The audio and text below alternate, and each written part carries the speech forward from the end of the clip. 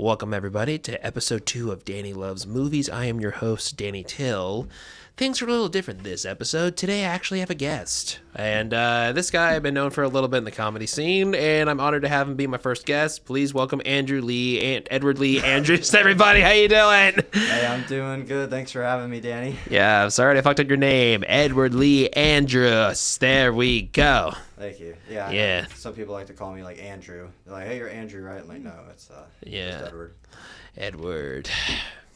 Yeah, thank you for being here. And, the reason why I wanted to start off this way is because I feel like whenever we see each other at mics, like, we like to just riff and shoot the shit a little bit, but like, I feel like we don't have any, like, I don't know, back and forth conversations a little bit, and kind of just want to get to know a little more about you. So I'm trying to do my math right. Like, did we meet at the Zoodcast mic, or did we meet at another mic? I'm pretty sure it was this. Yeah. Mic. Yeah, and then how long have you been doing stand-up for? A little over a year. I started back in August 2024. Gotcha. And then what made you start? Like what made you just get the bug of like, I want to get on stage and just try this? I mean, like, I've had like friends tell me like, "Oh, you should try stand up," but like I never really took it like that serious. Like, But no, last year I came down to the Comedy Spot and I was just gonna check it out, watch it, but I think it was David Rodriguez. Oh, okay. He was like, "Hey man, just do it, just sign up." And so I was like, "All right, screw it." Did it, went up on stage. I had like 2 minutes worth of jokes, and I thought it was really fun. Yeah, I love David Rodriguez. I've known him now since I want to say May 2021. We met at this open mic at a bar, and I forget if it was Roseville or Rockland, and lately his Instagram following has just been blowing up because of his Girl from the Street videos. Yeah, And funny. yeah, he's just been getting more and more gigs, and I'm just so happy for that guy just because I've known him for such a long time, and he's always been a good dude. So like I always like the people I meet like along the way, because I've been in the mic scene in Sacramento since April of 2016. Like the people who I meet along the way, and all of a sudden they start blowing up more. It's like I root for them because if you're cool to me, I'm cool to you. Right. And it's one of those things where it's like, if you're always cool to me, I ain't no problem. I'm more than happy to be like, I'm so proud of you and happy for your success. But it's the ones who are a dick to me where I'm like, okay, go fuck yourself. Yeah. Because I'm not going to say who this is, but like there was a comic in our scene who I remember, this is at the Rust Room after a roast battle between me and Julian Lacrosse. The battle wasn't great. Just a lot about the night just wasn't going great. And it was afterwards, I guess she had done a show, and a bunch of us were talking, and then I just asked her a couple of questions, and she just randomly said to me, "Don't talk to me, you're not on my level." What? Yeah. A comic? Yes. I've only told a handful of people who it was, just because again, like she's really big and she actually like tours and everything. And again, because like I'm not somebody that likes to like talk shit talk shit about somebody like like on socials, whatever. Like I'm somebody who likes to talk about it face to face. And again, I've encountered her a handful of times. Again, for all I know, like she doesn't even remember saying it or whatever. But it's just something like when you get told that, it's like you cannot help but remember it for like life. Yeah, that's. And also, it's like, you're in Sacramento. You're not in Chicago. You're not in Los Angeles. You're not in New York. You are not even in Boston or San Francisco. You're in Sacramento. That's so funny. You're not on my level. That doesn't sound like a real sentence. No. Someone would say in real. Especially not in Sacramento. Which, again, no offense to Sacramento. No offense. Like, we're down the street from the Tower Theater, a very nice old school theater. We get a lot of cool shit over there. There's a lot of good things about this place. But we're not known for our, like, giant comedy scene. We get some cool people in there, but it's like, I feel like Sacramento is starting to get a little bit bigger because obviously it's our state's capital, but I feel like they're starting to have more stuff shoot here and stuff. But I don't know. That was just the most random thing to tell somebody. Yeah. That's left field. Yeah, and then so how did you find out about the mic? Was it just one of those things where you're walking around Midtown and you saw that they have an open mic on said day? No, I just looked up just comedy places in Sac. Oh, okay. And there was Comedy Spot. I remember Laughs Uh-huh. and the Punchline. But I was like, oh, I'll go to the Comedy Spot. I've walked past there a couple times. Yeah. Oh man, as of the time we're recording this, we were a couple days after the last Unlimited Christmas party. God, that was fun. Yeah, that was a great time. And what's funny is like I didn't go into that place until like I want to say like either earlier this year or last year. Like I didn't go to Laughs Unlimited until like maybe 8 years in. And for whatever reason, everybody's just like, what? Why? And I think a lot of it is just because of angst building out to it, because I'm somebody who has like a lot of like, not self-doubt, but it's like, I know my place. And it's like, and a lot of it was just like fear of bombing, because it's like, nobody wants to suck. But I'm just worried that like some places you will suck so bad that you're just not allowed. You're just told, don't come back. I mean, there definitely feels like a difference between maybe like bombing at a bar. Yeah. Compared to a club, it's like, sure. Okay, two different things. Yeah. But no, yeah. Laughs. I haven't even done an open mic there. Mm-hmm. I did Josh Means his competition. Yeah. A couple months back. That was fun. Yeah. But I've only performed there once. Yeah. Because for those who are listening who don't know, Laughs Unlimited is a very well-respected club in Sacramento. It's in the old Sacramento area, and I believe they do a mic every other Tuesday, if not every third Tuesday. I forget. It's on Tuesdays at some point in the month, and then basically you can email ahead to possibly get one of the spots, and then outside of that, your name is pulled. You write your name down, and they pull your name out of a bucket.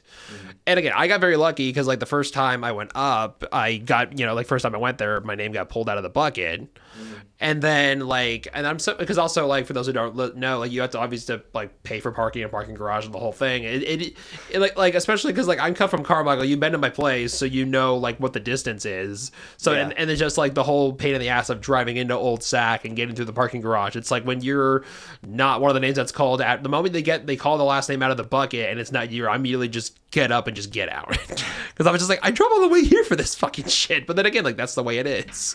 Yeah, no. Last night I was at the Punchline doing their mic, and to do the same thing with the buckets. Yeah. And every time I'm called, I'm always the first one right up immediately. Really? Yeah, like every time they pull the names out, you know how they do like 3, 2, 1. Yeah. I'm always the first one that immediately go up. Wow. And I mean, I kind of like it because it's kind of just like just get up there right now. Yeah, and when you're one of the first one, you just know that's like all right, let's just get it over with. Because I feel like if anything, like because you do, for those who are listening, you don't know who's going to go up next, and then when they do the 3 names, because they just pull random names out, so you don't know if you're going to 5th, 6th, 7th, or whatever it is. So a lot of the agents just like, oh my god, am I going to get up now? Am I going to get up when there's people here? Like, what's going on? Yeah, no, it's Do you have any memorable stories of like dealing with audience members, like when you were like doing stand up at all? Audience members? Or just memorable encounters, heckles, or anything like that? Like, I mean, I've thought I think back to like more positive kind of experience with audience members. I remember like one time I was doing a show at Stab. And I can't remember what joke it was, but there was like a 2-second pause. And then they started laughing, and then after it died down, the one lady in the back shouts, "That was funny." Okay. Everyone starts cracking up again. So, I mean, that was a pretty feel-good moment. Yeah, for me, I remember like every once in a while I get an audience reaction where it's like they don't like something, but this wasn't even a joke. This was just this is in I believe the town is Penryn, California. It's kind of like out like not in the woods, but it's like a little bit Penryn by Auburn, right? Yeah. Yeah, so I'm there doing a live show type thing. It wasn't stand up, but it was like a live podcast. It was from during the days of this thing called Do the Work, which was a comedy show run by Matt Medina, Cameron Almada, and a few other people. And we were there, we were doing a show, and then I just did a set, and I just randomly, just because I had just watched that Reese Witherspoon movie, Sweet Home Alabama, and I wasn't a fan of it. And this drunk guy at the bar got so mad that I said that movie sucked. And this guy was just like, "Hey, I fucking love that movie, you asshole." Man, he was really that upset. Like, he was genuinely like... Yeah, and of all the things I said, that was the thing that got him the most mad. It's always the things you least expect that pisses someone off. For sure. You're like, that's it? Yeah. That's what draw the line. Yeah, one of my favorite ones also was at the when I did the memes competition, there was a lady in the front row who like had like it was very clear it was her birthday because she had the whole birthday getup, like the tiara, like the what's the thing called where you wrap it around yourself where it said the sash? Yeah, the sash. So she had the birthday sash, the whole thing, and then it's her and her friends, and she was probably like, I don't know, mid to late 40s or something like that. And I get up there, and then I was like, oh, it's your birthday, huh? And she has her arms crossed like this, let's just resting bitch face. She just goes, yeah. Oh no. And I was just like, all right, happy birthday to you, you fucking bitch. And then the entire audience was just like, uh-oh. And I was, because like, my thing is like, I don't know how you are, but if I find somebody in the audience that is just not laughing, it's like, okay, like I'm going to make you laugh my entire set. I don't care what lengths I'm going to go to, I'm going to get you. And usually it works. This lady did not budge the entire time. Did you have to like Bill Burr it?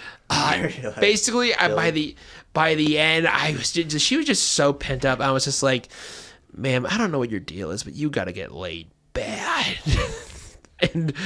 and she was just like, I do okay, thank you very much. And I was just because I was like, I need one last laugh. I was just like, ma'am, your son's college roommate doesn't count. Sorry, go ahead. You know, and the audience was just like, oh shit, and nothing.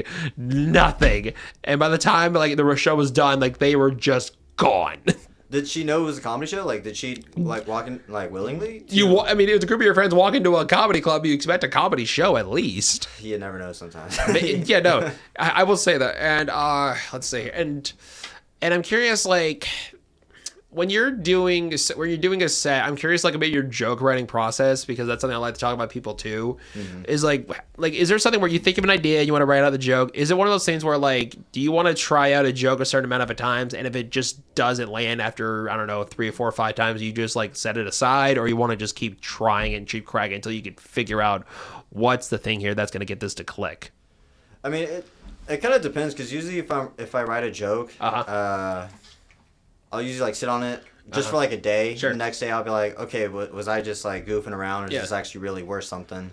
But I mean, it's like a very small percentage of jokes where I'll be like, oh, I think this is good. Like, I think this can definitely work. But I mean, there's some times where I just got to tweak, like just take a couple words out or something. I'm like, there's the idea, but the punchline isn't there. There's something off somewhere, and I got to figure it out. Yeah. One of my favorite stories about that is, I don't know if you know the comedian Louis Anderson. He was a great comic. He passed away, I believe, in 2022. He was a little heavier set, and did you watch the Zach Galifianakis show Back Skits? I saw a couple episodes. Okay, so he plays Zach Galifianakis' mom. Okay. Yeah. So that gives you a gist of who this person is. So basically, he was on Conan like one of the times. He was talking about joke process, and there was a joke where he had been working at it for like, I don't know, like 10, 15 years. And there was just a bit where he talks about, you know, how because he grew up very poor, there was a lot of kids, and his mom, I forget what the setup is, where it's like, hey, you know, what did I buy this outfit for? And then his initial punchline is like, you're ruining our lives. And then he's doing it at a club, and he's doing the joke, and he's thinking, this is not the right punchline. I got to think of something else. Like, I got the setup, but I'm like, what's the punchline that's going to kick? So then he's out there, and he's doing the whole thing, and then he just goes, my mom goes, what do you think I bought this outfit for? And he just goes, oh, I don't know, Halloween. And then boom, he got it. And he just thought of it like on the fly. Nice. And my thing is also, like, are you somebody who, when you write a joke, or even if you're thinking of if you have 5 minutes when you're planning out your set, do you have jokes word for word, or do you just have names of bits and then fill that out in your head? It's mostly word for word. Yeah. Because I know, like, sometimes I'll be just adding extra words. Sure. Like, that's too much. It's distracting. But I don't try to follow it too on script. I like to, ad lib some stuff. It's just, it can kind of get tricky sometimes when I'm trying to mix the old jokes with the new jokes. Right. Because I know the old jokes which works, and I can say them first. But then when I'm trying to remember like the new jokes or how I'm gonna put them in the set, that can kind of throw me off a bit. Sure. But yeah, that's kind of how my joke writing process kind of goes, and how getting ready on stage. Yeah, cool, totally get it. And then for those who are listening, this is actually a movie podcast, and we have our main subject we're going to talk about today. But I just want to get to know you just a little bit more about like your tastes, because you came to my common Thanksgiving. We watched a lot of random movies, we were watching Son-in-Law for the first little bit because it was Thanksgiving. That's one of the better Thanksgiving movies out there. And then I give you the like, put on whatever you want. They just put on Blade, and then we're all just like we're just commenting on we're just roasting Blade for 2 hours, and then it's my time to be like, okay, I want to show everybody this super cool movie. It's by Joseph Kahn. It's named Ick. And I thought, okay, everybody's going to like this. But we heard nothing but Adam Sterling's commentary over analyzing every little thing for 90 minutes. Yeah, no, he's got to have those director commentaries. Yeah, and like I could see Adam for those who are listening, Adam Sterling's a friend of ours, and if Adam ever does a movie podcast, it could purely just be him watching a movie and just doing a commentary for however long the movie is. Like I can only imagine like him trying to commentary something like, I don't know, did you ever see the Tom Green movie Freddy Got Fingered? I've seen some of it. Okay, it's just, and that's considered to be one of the worst movies ever made. I don't think so. It just has a very specific sense of humor. Yeah. And I could just see him overly analyzing. So what he means by when he says, "Daddy, would you like some sausage?" If anything, it means that if possibly when he was a kid, he got a hot dog off the barbecue and his dad took it away from him and he's like, Freddie, whatever what was his name? I think his character's name is Gordon, I think. And he's like, Gordon, would you like the sausage? And maybe that's why I could just see him just analyzing every little thing. Because it got to the point where you're all just like, shut the fuck up, Adam. Just let us enjoy this movie. Oh, I forget if did you actually like Ick or not really? Or like what were your thoughts on like what you can remember considering we had to deal with Adam the entire time? No, I mean, I dug it. I thought it was fun. Yeah. It was kind of more like at first I was like, okay, how like quirky out there is it with some of the stuff? Like I was confused. Like, wait, does he only see the Ick? Yeah. And nobody else did. So it was kind of confusing at first, but once like the story got going through, I was like, okay. Yeah. So for those who are listening, it's a movie by the music video director Joseph Kahn, and it's basically The Blob meets The Faculty infused with 2000s pop punk. And again, like when you're a music video director like him, where you work with every single artist on the planet, basically, because if you ever look up his IMDb deep diving what artists he's worked with, it's insane. And because of that, he can get a soundtrack like that because generally songs are like $1 million to use in a movie. And he just called in every single favor. Like famously, he DM'd Benji Madden on Instagram to ask if he could use some good Charlotte music, and he was just like, "Okay, yeah, sure, that's fine." And it's just one where I really recommend to people. And I don't want to be like the constant like Joseph Kahn fan club like ass kisser. It's just I just like his voice, and he doesn't make a movie very often because he finances most of his movies, so he has full control. Nice. Like did you ever see because he did this studio movie Torque, which was basically Fast and the Furious on a 12 on a motorcycles. Okay. I have thoughts on it. I know it has its fans. I maybe want to try to watch it again and or maybe reanalyze it, but it just... You need Adam's commentary on it. Oh, I would so... Because here's the thing, because that's a movie where the motorcycles are going like 900 miles an hour.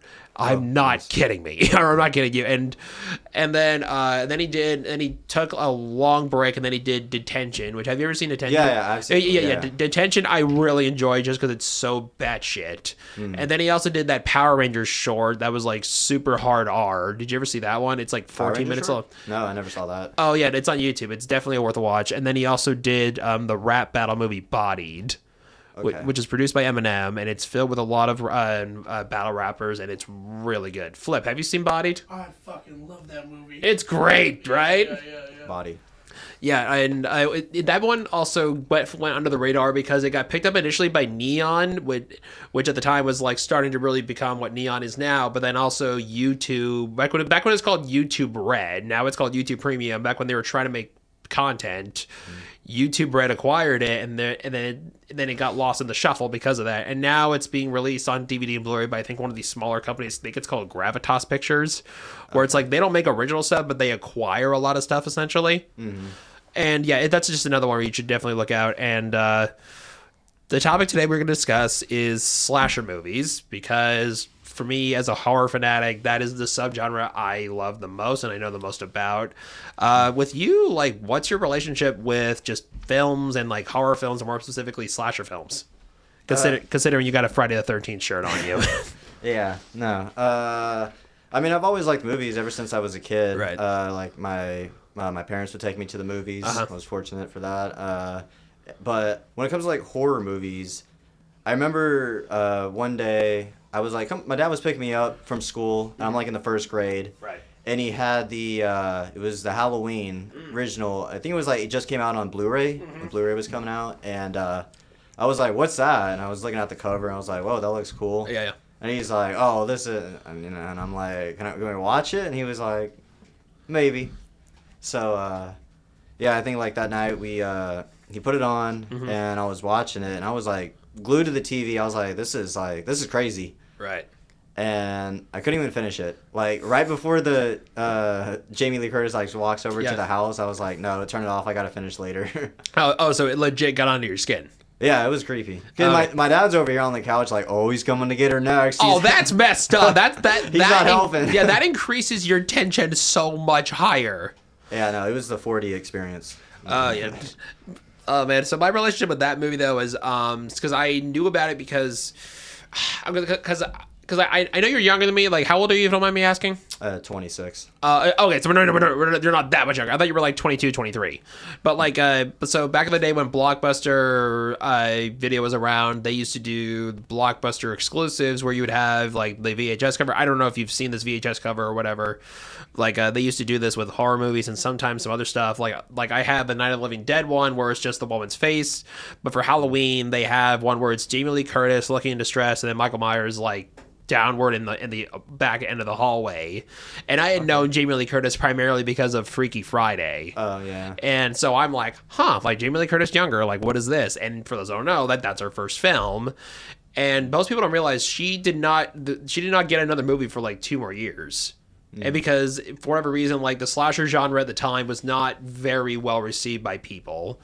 Like, one of the ones we'll probably discuss is the Friday the 13th franchise. Did you ever watch the Netflix film, The Movies That Made Us? Was it the series where yeah. Okay, so there was a Friday the 13th episode, and one of the actresses from the first film, she's the one that gets the axe to the face when she goes into the shower bathroom area. After that movie, she famously did not work again. Because people were like, "Oh, you're in this trash. Like, what is with you?" I'm like, because they're actors in New York. They'll take any job. Yeah. Like, Kevin Bacon, who's in the movie, he didn't famously think, "Oh, I want to be in a slasher." No, it's like he probably wanted a job. Yeah. Like his first movie was Animal House, but he arrived later than everybody else, and they did not believe he was in the movie, so he didn't get into his own movie premiere. And again, that's the way it's like when you're, 18, 19, 20 and you're like starting out. Yeah. Yeah, so for me, my relationship with slashers kind of starts with probably the first one that really like kind of kicked it off, so there's 2 and they're both released in 1960, I believe. There's Peeping Tom, which I have not seen yet. Have you seen Peeping Tom? I only know it from Scream. Yeah. Okay. Yeah. Me too. So then the other one is Alfred Hitchcock's Psycho, which that movie, I think. That movie really got under my skin as a kid for 2 specific scenes. Obviously, the shower sequence, because the music, I think, adds a lot to it. Mm-hmm. And then also Anthony Perkins' face at the end where he looks up and straight into the camera and he starts doing that creepy ass smile. That got to me when I was a kid. Yeah. So that's definitely one. But like, let's just say, because I asked you to think of like 10, and we don't have to do like a ranking because that's just gonna be way too hard. Because we love these ones for different reasons. Some of them are perfect films. Some of them are enjoyable as, but they not be well received by other people. Yeah. So like, let's just say our all-time favorite, just out of the way. So I'm gonna let you go with that first. So my favorite slasher of all time. Okay, it's it's the one on my shirt. It's Friday the 13th, Part 7, The New Blood. Oh, Part 7, The New Blood. And that's the one where it's the little girl and she has like a spiritual connection to Jason or some shit? Because I haven't seen 7 in a long time. She has telekinesis. Telekinesis. Oh, okay. Yeah. It's this was like, Part 7, into the franchise, so they're just throwing, stuff out there at this point. Yeah, I mean, like the last one was Jason Lives, where like it has like a James Bond type introduction. Yeah. They have looking into the camera, breaking the fourth wall. They have all these things, and because the franchise initially was over at 4, but then 4 was just making a lot of money. Now, for somebody who looks at the stats, it's only like $40 million, but $40 million, or like $30 to $40 million at the time for a movie like that on the budget that it was, considering tickets were, I don't know what they were, but I imagine they're definitely not the price we pay now. Oh yeah, no, that's for sure. I mean, what's the average price you pay for a movie ticket? Like 14, 15, 16 bucks? I try to hit him on Tuesdays. Yes, exactly. Dude, especially like in certain famously there were some like IMAX even on, there are some IMAX theaters that don't do discounts. Like I think Esquire doesn't. I think that's just because it's its own independent thing. Yeah. But like they just opened an IMAX theater in Roseville at the old Regal location. Now it's Cinema West. And then there's the one in El Dorado Hills. Yeah. And even then, like your discount on that is still probably like I think like 13 or 14. Yeah. I do remember. I did go to the IMAX in or the theater in El Dorado Hills to see the midnight release of Terrifier 2. Oh. So like, that was worth like going to the midnight premiere or yeah. something. And that was the first time I went to that theater. I was like, whoa, this is a freaking nice theater. Yeah, that was a theater I used to go to when I was 8 or like 7. When I started able to drive myself. So for those who don't know, I'm originally from San Bernardino, but I lived in Amador County for grades 6 through 12, and that's like where again the nearest movie theater is the Regal Jackson at the time Regal Jackson Cinema 4, which like they didn't get everything. Okay. Like for the benefit of a multiplex, which is like again 6 to 6 theaters or more, you get so many more choices.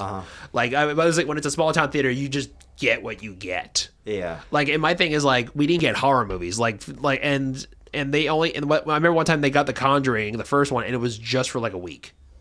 Damn. And I didn't get to go. And I was just like, damn it.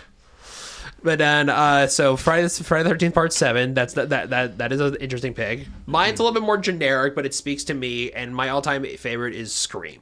Okay. The first Scream. I think that is the most consistent horror franchise on the planet. Okay. Right underneath that, the most consistent horror franchise of all time is Final Destination. Final Destination. Oh, yeah. And if people ask why specifically, I'm like, well, Scream, even if people say the weakest one is Scream 3, which I acknowledge that one does have its flaws, it's still, for me, a 3.5 out of 5.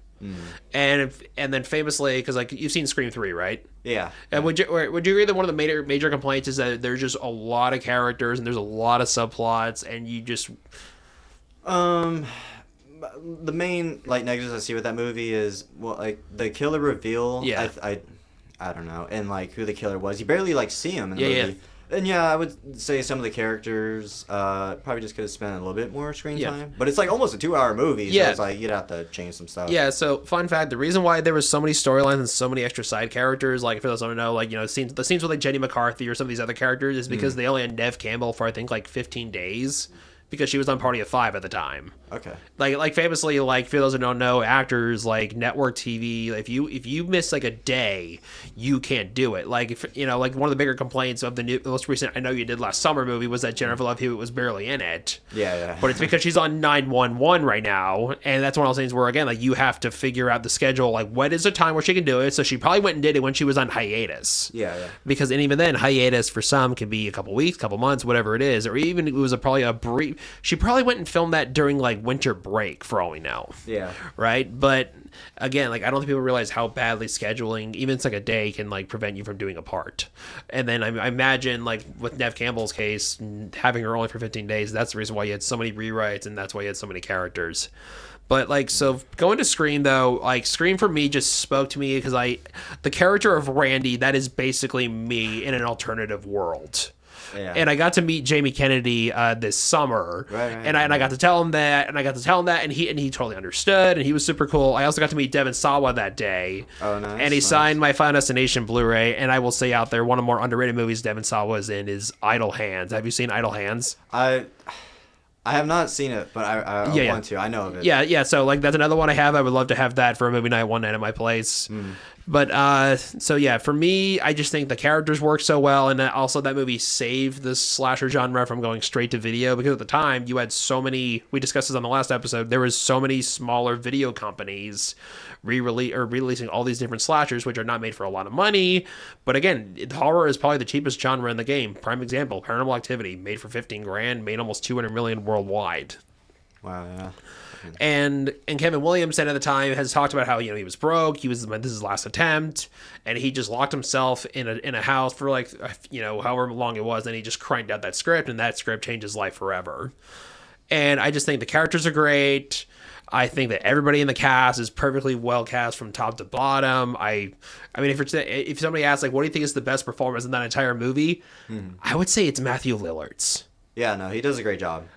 Yeah, especially in the third act where he just goes to a 12. Yeah, no, they were definitely the best killers. Oh, yeah, for sure. Franchise. And then, so let's see. So we established Friday the 13th Part 7 is your favorite. Scream is mine. And we're just going to start talking about some random ones. Ones that we don't, and again, we don't have to like see these are perfect, but these are just the ones that we like a lot. So for you, what are some of yours? Okay, so since you said Scream, I'll talk about like one of the Scream era like slashers that came out is Valentine. Okay. Yeah, I don't know. It's kind of weird because the '90s slashers, I mean, I like them. You know, like Urban Legend, Know What You Did Last Summer. But I like the '80s, like '80s slasher era much better. May I ask why? I felt like they were more gritty. Okay. More raw. They felt more like hold on, what's the word I'm looking for? More like exploitive. Sure. You know what I mean? Yeah. And like the '90s were a little bit more clean. Sure. So I Polished is a better word. Yeah. So I just kind of dig like the more bloody, like gritty '80s stuff. But Valentine was just I just really dug that movie. I like the plot, like you know, the kid at the middle school dance. Yeah. Coming back, and the girl was like Denise Richards. Yeah. She was great, and the main lead, I forgot her name, but that was in Scream 4. Yeah, I'm trying to think. Because there's so many people in that movie. So there's Jessica Capshaw, you know, and who's famously is Steven Spielberg's stepdaughter, and she was in Grey's Anatomy for many years. Let's see. Then there was Marley Shelton is probably the one you're thinking of. And she's great. And then Katherine Heigl's in that movie. Yeah. And then I forget his name, but he plays Angel. Yeah, David Boreanaz. Yeah. And I know that movie was made under a very tight schedule. Jamie Blanks did not have a lot of time. Mm-hmm. So they had to like get this thing cranked out. Yeah. And man, my one gripe about that movie is everybody in that movie is so goddamn mean. Everybody's so mean, you don't root for anybody. Nah. I mean, I get like that's kind of the point, obviously. Sure. But I really like Mary Shelton. I think she was a really great lead. Yeah. But I don't know. That's just one of those like Scream era slashers that I really just kind of dig it. I think it's fun. It's campy. Sure. So and I like the look of the killer, the Cupid. Yeah, it's great. Yeah. What are some other ones? I would say, I really like. Okay, have you seen The Hills Run Red? Yes. Yeah, I really dig that movie. Yeah. I like the whole plot of trying to find the lost horror film from like the 80s. Yeah. And the baby face killer. Right. No, them going off in the woods. Yeah. That movie I think is really cool. I dig that one. Yeah, and then really the reason why I know about that one is because there's a so I don't do you watch a lot of like YouTube related like movie shows or anything like that? Like movie reviewers? Yeah, so anything like that. Yeah. So do you know who John Campea is? I do not. Okay, so he's a movie pundit. He's been around forever, and one of his frequent guests on the show is Robert Meyer Burnett, who's been an editor, writer, director, producer, all these things. Okay. And he was one of the main creatives on The Hills Run Red. Oh, nice. And if you go on to that, if you get that Shout Factory Blu-ray, he's one of the main reasons why there is so many bonus features on those discs. Okay, like I don't have it, but I've looked at the list, and it is a lot. Yeah, I wanted to get the Blu-ray. I have the DVD. Yeah, if you want to get if you were to get a Blu-ray copy of that, I would recommend getting the Shout Factory because if you really like that movie, Robert Meyer Burnett is really responsible for making sure that thing has so many bonus features on it. Yeah, I definitely try to get if it's like a movie I love, I definitely want to get the Shout Factory release. Yeah, and then and I'll say the lead actor of that, I forget his last name, Tad something. He played Hilgenbrick? Yeah, Tad Hilgenbrick. He played Stifler's little brother in American Pie Presents Bandcamp. And I remember even Sean William Scott said in an interview like that guy played Stifler better than I fucking did. Yeah, no. That guy, he had a little run there in the 2000s. Yeah, and he was also in the Lost Boys sequel. And just I don't know if he works in the industry anymore. I think he might be retired and maybe do something else. Because I just didn't see him in anything really past like 2010. Yeah, it's been a while. What are some other ones for you? You know, I don't know if this technically. I think it does count as slasher. Joyride. Yeah. No, it definitely is. It's a mixture of slasher, psychological thriller. It's all these things, and it's basically like Steven Spielberg's Duel, but like way more darker. Yeah, I mean, I really like the brotherly dynamic, like the troublemaker Steve Zahn and Paul Walker. Yeah. There's so many great scenes in that movie that I always think of, like the ice truck scene. Yes. Comes blowing through. It's I love it when he's writes the messages on the sign when they're driving out past the hotel. I'm like, this is really cool. Yeah, and then I was about to say, do you have the DVD of that one? I have the Blu-ray. Oh, okay. But like, have you gone through all the alternative endings they had? Was they have like yeah, when they're like at the pay phone booth. Yeah, so it gives you like all these different endings. Which one do you like? Because there was one that it's one of the alternative endings where Paul Walker and Lily Soboyeski, who was a very big child actress in the 90s. She was in so many things. Mm-hmm. I mean, she was in that. She was in Eyes Wide Shut. She was in Jungle the Jungle. She was in a lot of these movies, and she was also in Deep Impact. She was like slowly rising up. But she quit just because she was probably like, I want to enjoy my life. I don't want to be famous anymore. And now she works in art. But there's one where like there's a happy ending where she and Paul Walker get together. And I'm like, you know what? I like that one just because because Paul Walker's in love with her the entire movie and she's liking his brother. And I'm like, no offense, Steve Zahn, but don't do that to fucking Paul Walker. It's no, she likes the bad boys. Yeah. And I'll say that is one of Steve Zahn's greatest performances, easily top 5. And Steve Zahn is never bad, even in a movie that's not so great. He's always good. Yeah, no, he's great. I remember seeing him like obviously the Wimpy Kid movies. Yeah, Daddy Daycare was my introduction to him. Yeah, that, and I don't remember what the movie's called, but when they're on the island. The killers on the island. A Perfect Getaway. Yeah, written and directed by David Twohy, who does the Riddick franchise. Okay, yeah. And then another one is have you seen Saving Silverman? I haven't. I'm not. It's one of his probably top 3 because he is just so stupid and so unhinged. Okay. He and Jack Black are 2 of the biggest morons you'll ever watch in a movie.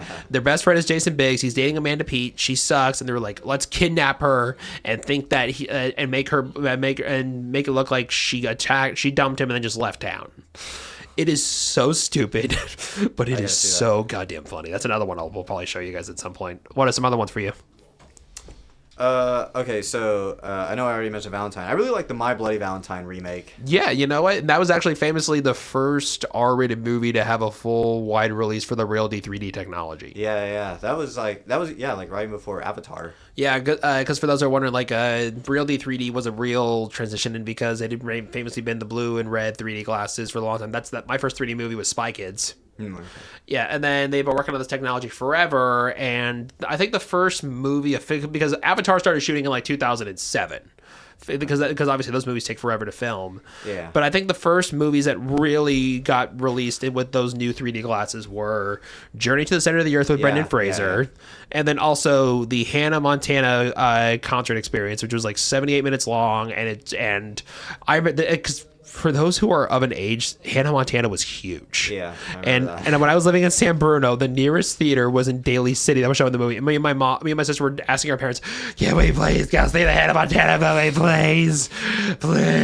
And then one of the other ones was when they re-released Nightmare Before Christmas, which they do every year essentially. Uh-huh. And then this one was famously the first R-rated one to get this wide release 3D glasses treatment. And I've not seen it in 3D, but I think even watching in 2D, you can tell where the 3D effects are actually like pretty good. Yeah. Of course, I remember the big scene when he throws the pickaxe through the windshield. Oh yeah, that's a good one. And then also, this scene is so stupid, but it's the scene with the blonde chick, and then it's after she's hooking up with this guy, and he's like, and he like, offers to give her some money, and she's standing there fully naked, and she's like, "I'm not a hooker, like how dare you?" And then she's just running fully nude out into this parking lot. That's what 3D was made for. I mean, listen, like, did you ever see Piranha 3D? Yeah. Did you see the sequel, Piranha 3 Double D? I did, unfortunately. Yeah, that one is not very good. And you know what? And this looks a good tidbit fun fact for those 2 movies. First one, great. One of the best modern creature feature to date. Yeah. And so that one and then the second one, which came out I think 2 years later, written by 2 different Saw writer teams. Yeah. So like the guys who wrote the first one are the guys who wrote Saw 10, which I think is one of the better entries in the franchise. I would actually disagree. So many people disagree with me on this. Uh-huh. And then the other one, I forget their names, but they wrote like I believe 5, 4, and they also wrote 4 or 5. and they also wrote the Collector movies, which I don't love the first one just because it has some shit that's just way too fucked up for me. Like just the scene with the cat, just ugh. But the Collection, the second one, that one is phenomenal. Those two movies I was gonna mention. Yeah. For one of my slashers. Yeah, those two. Yeah, But I do like the Collection. Yeah, more. yeah. Well, oh, just for that club scene where you realize, oh, these people are gonna be trapped and they are gonna be crushed to death. Yeah. And famously, they were supposed to shoot a third one. I guess they were like weeks away, and then they just lost funding. Yeah, the Collected. Dude, they've been hyping that up for like, what, 13 years now? And I'm like... Flip, have you seen those movies? Which one? Are you The Collector and the Collection. I have. Wait, Collectors? No, I haven't. So it's basically, it starts off as a home invasion thriller, and you don't know who this guy is. He's just in like full gimp BDSM gear. You never see his face, and he's just playing these cat and mouse games with people. But it's the most violent, cruel kills you'll ever see. And these movies are like 82, 83 minutes long, and they are just the most brutal 82 to 83 minutes of your life. When did they come out? 2009 and I think 2012. I'm thinking of it, and I don't know if it's the correct one, but he has almost like this beanie that's like corduroy style and the really circular glasses. Is that him? No. No, you're thinking of Hush, which is Mike Flanagan's movie. That's actually really good, by the way. Never mind. Sorry. Yeah, no, you're good. And then I would say, because I asked, like, are you sensitive to like animal stuff at all? No, I mean... Just because, like, the first one does have a sequence with a cat. So that's the one reason why I don't love the first one as much. I like all the other stuff. It's just that scene with the cat. I was like, you didn't have to do this to a fucking animal, you assholes. And so there's that. But then the second one is much better just because they build up the world more because there's somebody that has survived this killer. And he's talking with the cops. And they're just like, and he's just like, you guys are not prepared for what you're experiencing tonight. We are in his house. You guys are not going to get the fuck out of here. They basically just like ramped up the sequel like Terminator 2 or Aliens. Yes, exactly. It's like imagine Terminator 2, but on a slasher scale, and it's just way more messed up on every level. Yeah. And then let's see. And then any other ones, or those are the ones that you probably think of right now? Well, I guess I'll just make a quick comment. I guess I could say the Terminator. Sure. The first one is a horror film by far. Mm-hmm. The second one is the greatest action movie of all time, and I will stand by that. Yeah, I agree on that one. And it's probably, I mean that and probably Godfather 2 are probably the greatest sequels you could ever see. Yeah, I even like T3. I mean, I don't. I'm not T3, putting on like level 1 and 2, but I do. Believe me, T3 I've seen a lot. All right, what did you think of Terminator Dark Fate, the most recent one from like 6 years ago? I enjoyed it for what it was. Yeah. That's what I could say. Like, I enjoyed it for what it was. Yeah, okay. So listen, there's a lot. There's a lot I enjoyed about it. I was glad Linda Hamilton was back. I liked that Arnold was back. I hate the first 5 minutes so much because James Cameron hypes us up at Comic-Con saying Edward Furlong is back. I knew he was not going to be in for very long. I was expecting maybe 20 minutes of older John Connor. And again, I was so happy because again, like, you know, famously Edward Furlong has had a very rough, you know, go in Hollywood, like off and on. And when it was announced, hey, he's back, I'm like, this is amazing news. I'm so happy for you, blah, blah, blah, blah.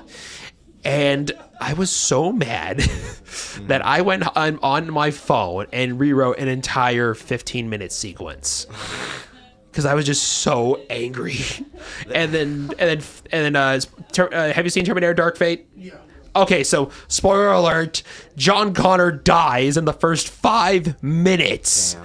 And he gets wiped off and then Tim Miller, who I'm sure he's a nice guy. I hope he gets directed another movie. But then he goes and says, because they killed John Connor, Kyle Reese therefore never existed. I'm just like, fuck you. Because how dare they do that to Kyle Reese because he was such a great character. And I will say, Terminator Salvation, I think McG really tried. Yeah, I mean, the thing with the Terminator movies is that I've definitely heard a lot of people say that, but like the first two I just put like their own category. Sure. And then the sequels is almost just like fan fiction. Genesis is bad. Yeah, I didn't care for I mean, that one's definitely my least favorite. Yeah, and I still need to watch the anime series. I still need to finish Sarah Connor Chronicles. I have both those seasons on Blu-ray. And I know James Cameron says so he wants to make another Terminator movie. I'm like, you just tried, and again, I know the movie did not bomb. It made $260 million, but the movie cost over $200 to make. Like that, you're not going to make another sequel to that. Yeah, I mean, I like the Terminator, but Sure. I can't say it's not like a franchise where I'm like, man, I hope there's another Terminator. Yeah, soon. like and if you watch the alternative ending to Terminator 2, that ends it right there. Because it ends with old Sarah Connor, just tying her granddaughter's shoe, and then again it's over. The end. But I get why, because they want to make more money on him. Yeah. Flip, may I ask how are we doing on time? You're at 45, so you got another 15. Oh, cool. Yeah. So then this has been flying by. Like this feels like we do this for maybe 10, 15 minutes. So I'm going to talk about some of mine. So because you mentioned Valentine first, and that's Jamie Blank's. Mine is Urban Legend. Okay. I think Urban Legend is the best slasher during that time that's not Scream. Because for those who know their horror subgenres and within slashers, they know that because Scream revitalized it, there was a period of like 5 or 6 years when Hollywood just wanted to make everything like Scream in terms of self-aware, very attractive poppy actors at the time, and they just want to have a specific flair to it. And the problem though is everybody was comparing everything to Scream. Yeah. Like I know You Did Last Summer was compared to Scream, but people forget Kevin Williamson wrote that first, and then he wrote Scream. And I remember Jamie Blanks did an interview because he had just done a short film. He got this job. He got a directing gig just on his short film at a film school, which is not really a thing that happens anymore. Nowadays, it's like if you have 5 million TikTok followers, then they'll just give you a movie deal. Like if we could have a situation like we had a situation where a girl got millions and millions and millions and millions of dollars for just saying hot tuh. And then she had a crypto scandal that lost millions upon millions of dollars. I don't know if she's like still in hiding or not. But so back to my point though. So he made this short film, and then Neil Moritz, who's a great producer, I do have flaws with him because he's the one reason we'll never get that Men in Black Jump Street crossover. Oh, I remember that. Because he's the only producer that was not willing to reduce his fee. Oh. And I've heard that script is one of the funniest scripts you could ever read, and I wish I could get my hands on it. But so Neil Moritz, we talked to Jamie Blanks, and he's like, listen, you can either direct the I Know You Did Last Summer sequel, because he wanted to do I Know You Did Last Summer. He's like, listen, you could either do the sequel in a couple months, in like next year, or you can do this movie called Urban Legend. And I think it has so for a first film, it is very technically well made, and it's very elaborate when it comes to its shots and its kills. And in addition to that, I love that cast so much. What's funny though is that Jared Leto acts like the movie doesn't exist. Like he was doing press for the movie, and then again he has his Fight Club bleached hair, and then he's doing press for American Psycho, I believe in that, and he's like, I don't know what you're talking about. I don't know what that movie is. But then like Alicia Witt, who is a great actress, she was just in Long Legs last year. Did you see that? I did not see Long Legs. No. Imagine Silence of the Lambs, but with Nicolas Cage. That's exactly how I've heard it been described. It is amazing. And then Rebecca Gayheart, who I know she's kind of like taking a step back because she's a mom now and everything, but like she was really popping in the mid to late 90s. Did you ever see Jawbreaker? No. That's another one I want to show you guys because that one's is super underrated. I have a Jawbreaker shirt. I didn't wear it today, but let's see. Then it was Joshua Jackson, who at the time was, just on the Mighty Ducks movies. Dawson's Creek, I believe, was starting. I'm currently watching that. And oh my God, I can tell so many stories about that. But then, let's see. Then there was Michael Rosenbaum, who, I now know as Lex Luthor because Smallville's my all-time favorite show. Do you watch Rosenbaum's podcast or listen to that at all? I do not. What I like about that, though, is because of who he is, he gets some really cool guests. Mm-hmm. And then Tara Reid, I think that is probably Tara Reid's best performance. I would say that it's between that. It's a three-way tie between like that, American Pie, obviously, because again, I'm of the age where like American Pie is a big deal. Yeah. And then I would say Van Wilder, and a close fourth would be like Josie and the Pussycats. Yeah. But then Sharknado. I like the first three of those. I think the first three are great. Fourth one is hot garbage. Fifth one is hilarious because the Pope is played by Fabio. Oh, nice. And then the sixth one is where they just travel through time and go through all the other Sharknadoes that happened in history. But yeah, so then I just thought that movie was very smart. I think that the kills are really well staged, and then let's see, another one I really love, and this is a cross between the two franchises, which took forever to make, Freddy vs. Jason. Yeah. That soundtrack kicks so much ass. Can only imagine what it was like to see that opening weekend, because Flip, what are your thoughts on Freddy vs. Jason? You like it or hate it? I liked it. I just I thought it was it's just a lot already because of the entire fucking how many Jason movies, how many Freddy movies there are. It's like, god damn. Well, so then famously, like, because they tried to make it right after Freddy or right after Jason Goes to Hell, but they couldn't crack it, and they needed to keep this franchise going. So that's why they made Jason X, where he's in space.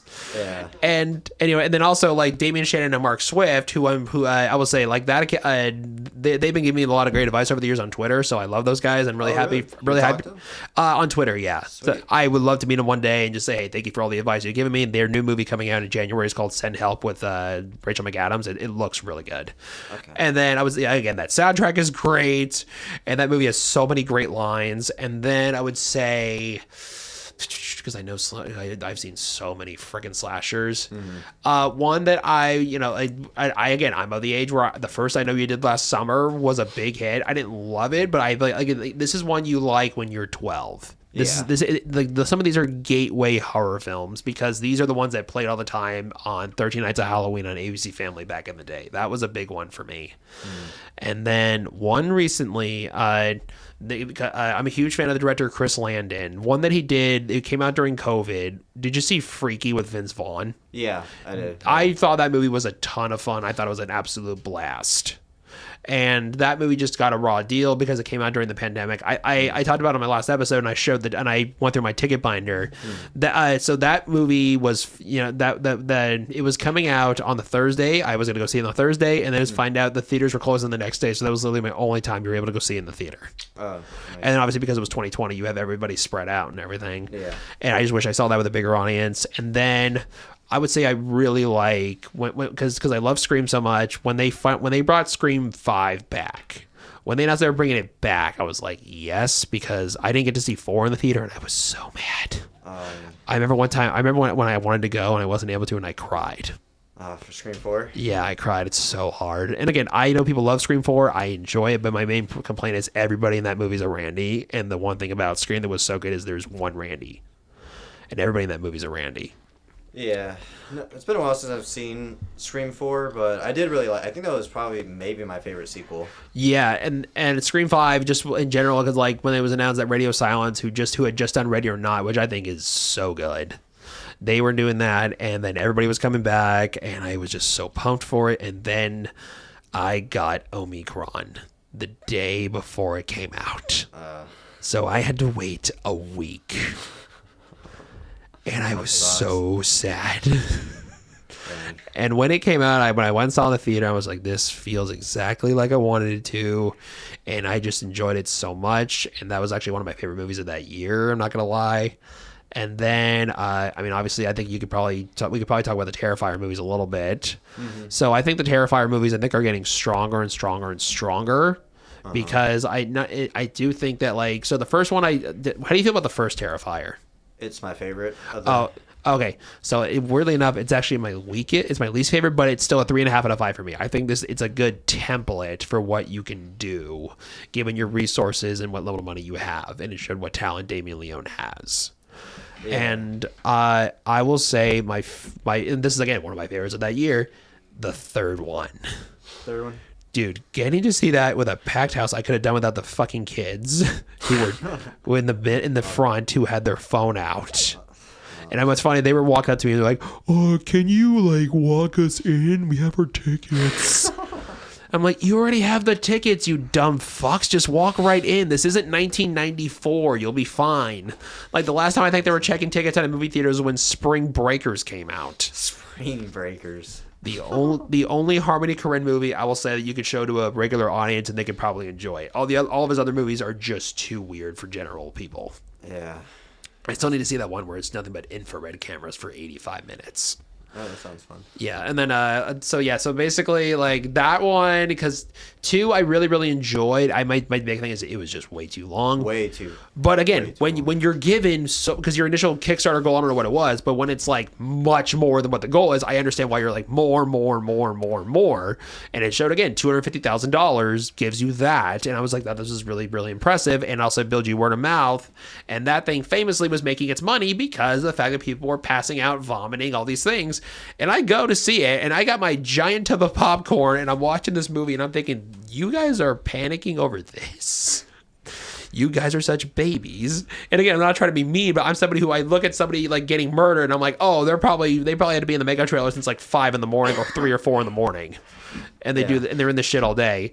So when 3 comes out and it takes place during Christmas time, I'm like, ooh, this is going to get creative. And the shower scene happens. Yeah.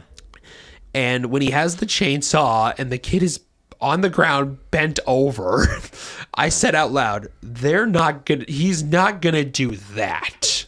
Oh, he'll do it. And he shoves a chainsaw up a kid's ass.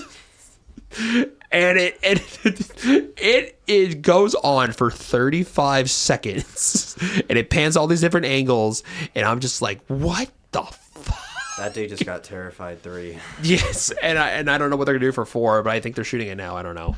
And then I will say, like, let's discuss Halloween, because Halloween, obviously, that first one is a real game changer. Yeah. And again, this was like, independent movie, 1978. This is John Carpenter, my dad. I think he said he saw it in the theater on the drive-in or whatever at the time. And this was the one where, again, it was like, it made like $47 million on a $300,000 budget for 1978. That is like phenomenal. Everybody says that movie's a masterpiece. I have one flaw with the movie. What is it? The actress who plays Annie is not good. Annie. So here's the reason why. Okay, so it's you've seen Halloween, right, Flip? Yeah. Okay, so it's a scene where after she gets strangled in the car, right? She's in the garage, she gets strangled to death by Michael Myers in the car. Her eyes go cross-eyed as she turns over. So she's kind of just like, and when I see her face, I don't know why it is. All I hear is the Seinfeld theme where it's I cannot explain why, but that's all I think about that. But I just say that movie is really good. I will say one entry in that franchise that gets a lot of hate. Here we go. Not 3. I hate 3. All right. Halloween H2O. Okay. The amount of people that hate that movie, I don't know why. I really like it. I really like it too. It does feel very Scream. Yeah, and because Kevin Williamson did a treatment on it at some point, and I just thought it was once again another one where the Weinsteins don't know how to release their movies. They released that movie, I think, in July or August. They even released the Rob Zombie ones during August. Like, it's called Halloween, releasing in October, and at least when Blumhouse had it, they learned they knew, like, we're releasing this in October. And I'll say that first Halloween they did with Blumhouse is really good, and I feel like the quality just dipped. All right, I'm gonna tell you this: I do not like that Halloween trilogy. Okay, is it just because it just gets worse and worse and worse, or what are your thoughts? I did not like 18. Really? I was super hyped. That was probably the last. That was probably like the last movie that came out that I was like big time hyped. And I just didn't really like the script. Yeah. I didn't like the whole it's 40 years later. I just didn't care for it. And so like kills and ends, I was like, well, I already didn't care for the first one. These ones weren't better for me. Yeah, kills delivers on the title. He kills so many people. Ends is so insane and so bad shit. I'm like, what the fuck is this? And again, you can tell this is the most when Jason Blum said during the interview, this is the most David Gordon Green Halloween movie you'll ever see. Oh, I believe it because he does so many crazy things with it. But I would say H2O got a lot of hate, but I thought it was a good addition. And again, they ended it. He chops his head off, but because Weinstein is Weinstein, we're gonna be like, okay, nope, she didn't do that. She's crazy, and she wanted to die. She demanded, if you're bringing me back for one more, kill me off, you assholes. Okay. And they filled it up over 3 days. She kisses him, and then the best scene is when Busta Rhymes fights with Michael Myers. He's like, right. Michael, come see me, Michael. Trick or treat, motherfucker. Look at, I was like, extra crispy fried chicken looking motherfucker. I'm gonna tell you this. I know Resurrection is not a good movie. It's a fun watch. It's a fun watch. Yes, it's a great watch. Yeah. Yeah, and then I would say I really enjoyed the Halloween 2018. I did, just because I thought it delivered what it was, and I'm not gonna lie, the women in the movie were really pretty. Like Andy Manichak, who played the granddaughter, really pretty, and Virginia Garter, who played the best friend, super pretty. Yeah, Jamie Lee Curtis, smoke. Oh my God, did you see Freakier Friday and during the press that she was doing for that movie? No, I have the amount of memes that were about her cleavage alone were fucking insane. There was so many memes. And then and how are we doing on time? We got like what, 5 minutes left of this? Yep. Okay, so do you watch Stephen Colbert interviews at all? I may have seen like one or two. So he does this thing called the Colbert questionnaire every once in a while, where he asks a bunch of random questions. He asks Jamie Lee Curtis, "Have you ever asked somebody for their autograph? If so, who?" She starts laughing really, really, really hard, and Colbert's like, "Who did you ask?" And she just goes, "Urkel." And the entire audience loses it. And Colbert just goes, "Did you do that?" And the reason why is because she was with her kid, and her kid wanted Urkel's autograph. Okay. And she's still, and I guess it's in her scrapbook at home. And then Jaleel White saw this, and at the top, and of course he would absolutely say yes to a fan. But do you know what's the main reason why? Why? Because he recognized her as the big titty lady from Trading Places. Because he was probably like 11 or 12 at the time, or 13 or 14, whatever it was, and he's probably like, "Oh my god, big titty lady from Trading Places, hell yes." Oh man, what's funny that the slasher genre, I think, just is like I think it probably is one of the more consistent ones, just because it's hard to really mess it up. Because supernatural thrillers, I think, are hit and miss. Because did you see the Exorcist reboot they tried to do? Nah, it is such a mess. Yeah, I mean, I feel like slasher fans, we're really like dedicated to our genre. Sure. We're super supportive of it. Yeah, have you met any of the actors from the slasher genre? Because I got to meet the Terrifier girls, and they were super cool. I got to meet Arlie Ermy. Oh, he makes the Texas Chainsaw Massacre remake so goddamn good. Yeah. And Flip, what are your thoughts on Texas Chainsaw original versus the remake? I've only seen the original. I haven't seen the remake. The remake is better. I agree. Yes, and a lot of it is because of Arlie Ermey's batshit performance as the sheriff. The next one, the beginning, I like it. It does have some stuff that works. You find out why these things set into motion. It's just, I think, following that last one was just a really tough task. Yeah, I like the beginning. It's just, I don't think it's like as good as the remake. But and then plus also they have that one tracking shot where it goes through the van and through the back of the girl's head and then throughout the van glass. I was like, oh, this is top level shit. And also getting the original DP on that one was super cool too. And also it's because apparently he had done a bunch of videos with Marcus Nispel, because for those who are listening to this, Platinum Dunes who don't know, what the Michael Bay's company, they were remaking a lot of slasher movies. Like they remade Texas Chainsaw Massacre first, and then they did.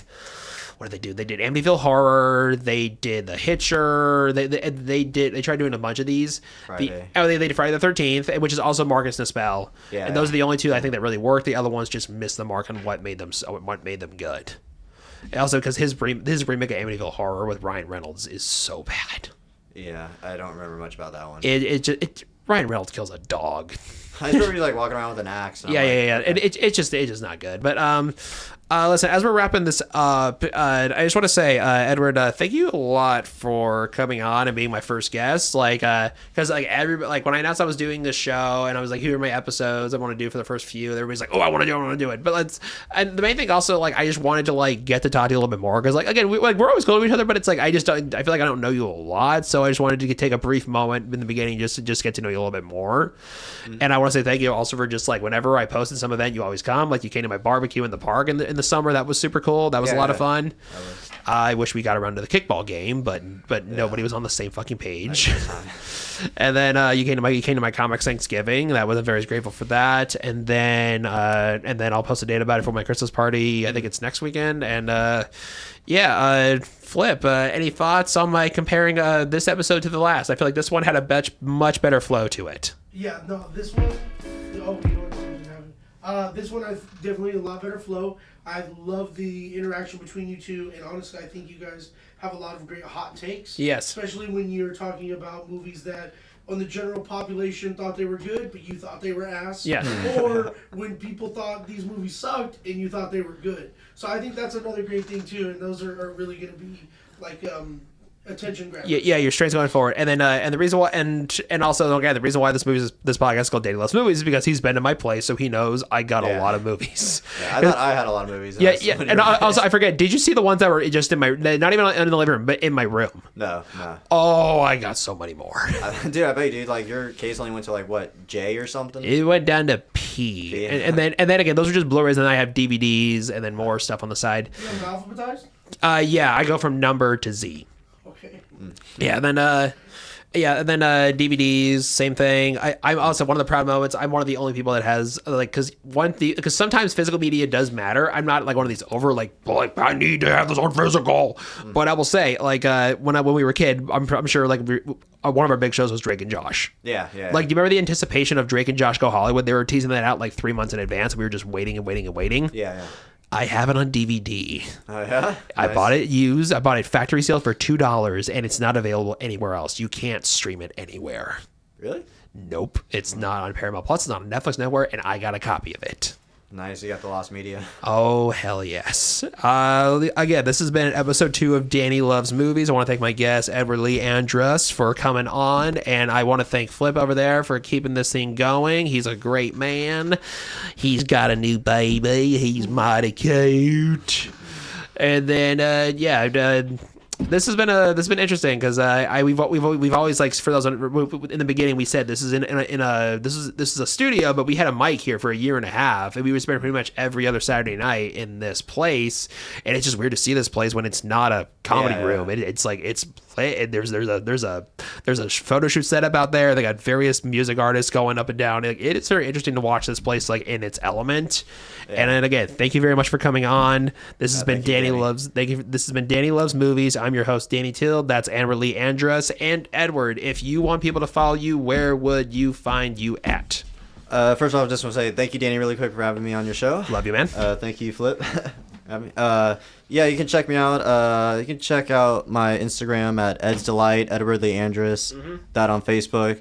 Also check out my band too, Star Vista. Oh yeah, and I need to listen more of the song that you put out. But I listened to like the snippet you had on your story. It's you got a really good sound, by the way. Thank you. Yeah. So where are you guys performing coming up? December 18th, next Thursday, a week from now, at the Press Club, and then January 24th at Streets. Oh shit. Okay, yeah. And then so next Thursday I am recording an episode. So I don't know if I'm gonna make it, but I'm gonna try to make it to when you're performing at Streets. Okay, sweet. Would very much love to come, and obviously you've seen what I can do with pictures, so I would love to maybe get some photos of you guys and make it look awesome. make it look super polished. And that way you can get some nice. If you want to make some cover art, you can do it with that. Yeah. And sorry for running the mic flip, but again, this is Danny Till. This is Danny Loves Movies. Have a good rest of your night, everybody. Goodbye.